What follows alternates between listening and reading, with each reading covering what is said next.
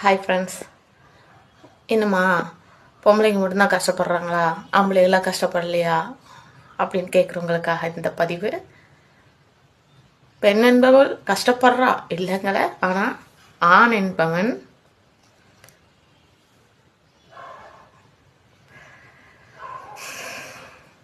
குழந்தைகளுக்காக குடும்பத்திற்காக கஷ்டப்படுவான்.